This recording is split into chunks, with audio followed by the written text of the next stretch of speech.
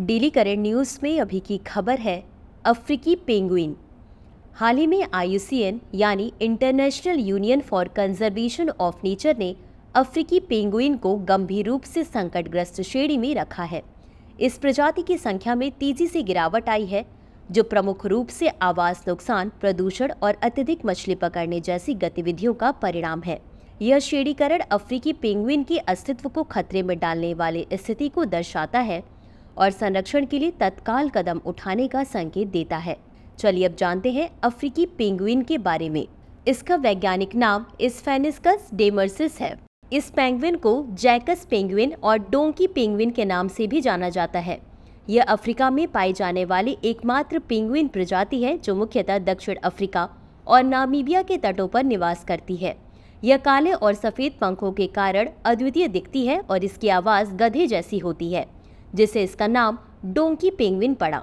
यह एक संकटग्रस्त प्रजाति है और पिछले 30 वर्षों में इसकी जनसंख्या में लगभग 60% की गिरावट आ चुकी है। जलवायु परिवर्तन के कारण समुद्र का तापमान बढ़ रहा है, जिससे इनकी खाद्य श्रृंखला पर प्रतिकूल प्रभाव पड़ रहा है। चलिए अब जानते हैं IUCN यानी international union for conservation of nature के बारे में। यह एक अंतर्राष्ट्रीय संगठन है जो प्रकृति संरक्षण और जैव विविधता प्रबंधन पर केंद्रित है। इसकी स्थापना 1948 में की गई थी और इसका मुख्यालय ग्लैंड, स्विट्जरलैंड में है।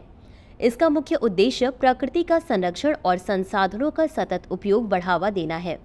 यह रेड लिस्ट प्रकाशित करने के लिए जाना जाता है, जो संकटग्रस्त प्रजातियों की स्थिति का आकलन करती है। यह सरकारों, NGOs और वैज्ञानिकों के साथ मिलकर जैव विविधता संरक्षण के प्रयास करता है, जो अंतर्राष्ट्रीय पर्यावरण नीतियों के निर्माण में सहायक है। तो चलिए अंत में देखते हैं आज के अभ्यास प्रश्न को। अफ्रीकी पेंगुइन के संदर्भ में निम्नलिखित कथनों पर विचार कीजिए। 1. यह मुख्यतः दक्षिण अफ्रीका और नामीबिया के तटों पर निवास करती है। 2. इसे जैकस पेंगुइन और डोंकी पेंगुइन के नाम से भी जाना जाता है। उपर्युक्त में से कौन सा या कौन से कथन सही है या सही है?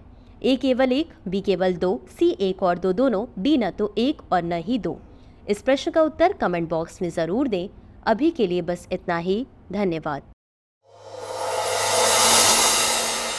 डियर व्यूअर्स, अपने एग्जाम की तैयारी को और बेहतर करने के लिए हमारे चैनल को लाइक, शेयर और सब्सक्राइब करना न भूलें।